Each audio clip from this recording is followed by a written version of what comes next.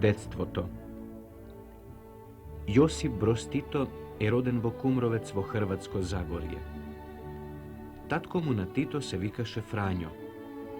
Тој беше сувоњав човек со црна кадрава коса и со орловски нос. Мајка му се викаше Марија, Словенка, од другата страна на Сутла.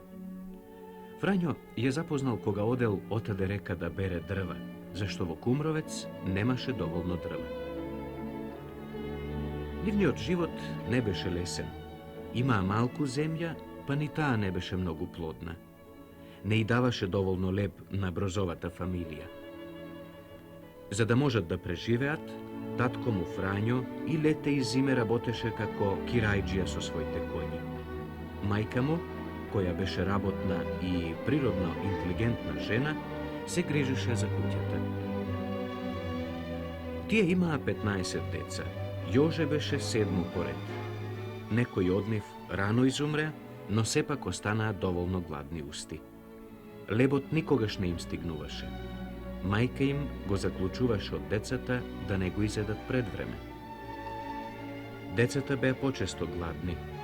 За да добијат уште леб, го искористуваа случајот кога им доаѓаа роднини на гости.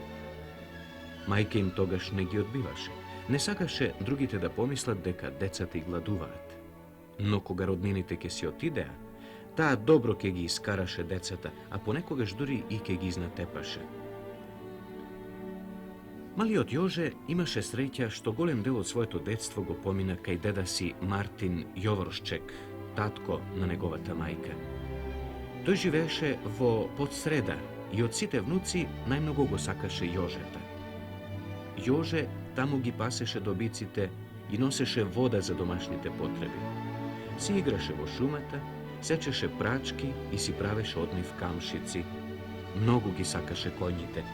Многу пати сам ги чуваше додека пасеа покрај Сутла. Не му беше страв, не му ни студеше. Брзо му минуваат часовите до зората. Од срце ги засака коњите уште кај деда си Мартина. Тоа се моите најмили спомени од детството, вели Тито. Малку време пред да тргне на училиште, Јоже се врати дома во татковата куќа. Тогаш започна за него нов живот. Мораше да работи како сите селски деца кога малку ќе подпораснат. Ги пасеше кравите, кои толку сакаа да влегуваат во туѓите ниви. Копаше царевка и плевеше во градината. Од својата 7 година мораше да ги врти рачниците. Тоа е едноставна рачна мелница за царевка. Рацете го болеа, капки пот му избиваа на челото, а работата никогаш немаше крај. Понекогаш пак мораше да ја чува својата помала сестричка. Кога одеше мајка му на работа, тој мораше да ја ниша за да не плаче. А толку сакаше малиот Јоже да си поигра како сите деца. Само кога би имал една санка преку зимата, ама кој ќе му ја направи? Тој беше бистра главичка. Еднаш, кога мајка му не беше дома, Јоже ги зеде ноќивите, а тие се како некое дрвено корито. Ги однесе на ридот, седна во нив и се спушти надолу. Уште еднаш и уште еднаш. Се додека не удри во еден камен што дзиркаше под снегот. Трес, ноќвите се преполовија, се скршија. Де игра, де работа, де смеа, де плачка. Вакви беа Јожевите детски години.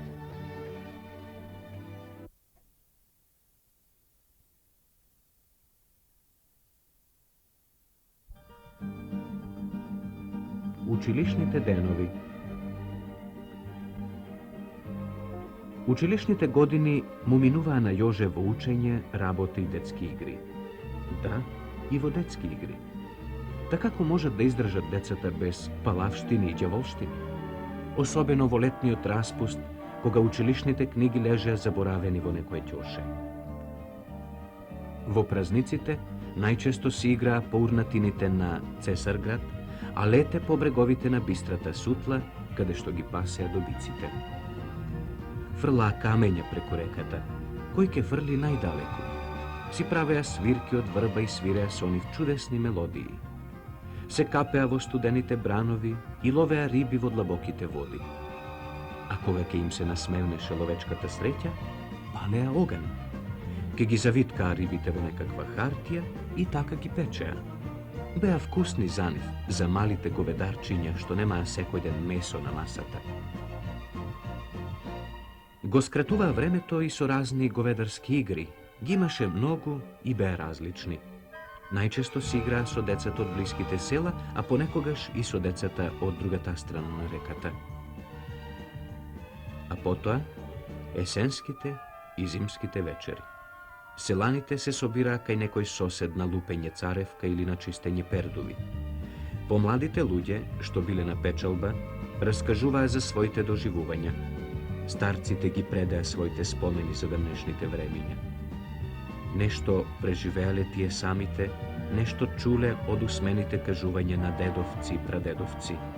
Зборуваат тие за селскиот бунт под раководството на Матија Губец, за грофовите и кметовите, за старата правда и за тешката глад, кога луѓето давале дел од родната земја за еден шиник суви круши. Јосип Броз, малиот Јоже, тогаш беше еден од највнимателните слушатели.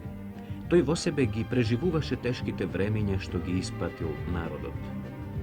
Па сепак, народот се задржал на својата земја, а неговите угнетувачи исчезнале без трага и останале по нив само урнатините од нивните дворци. Многу од овие работи ги немаше во училишните книги. За Јоже, ваквите вечери исполнети со раскажувањата на возрастните беа училиште на животот.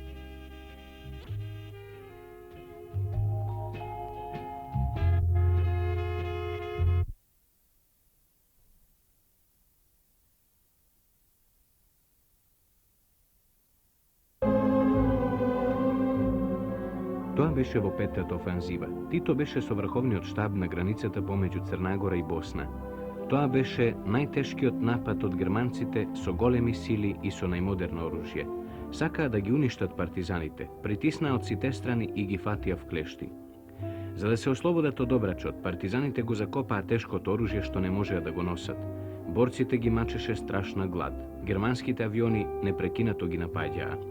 Врховниот штаб се повлече од Сутјеска и се смести во една густа шума.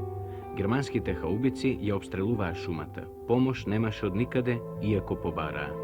Единствен спас беше во брзото префрлување на партизанските единици. Во 6 часот вечерта Тито издаде наредба за поход. За 10 минути колоната беше готова. Се спуштија во долината до реката Сутјеска, а оттука тргнаа кон Тиентиште.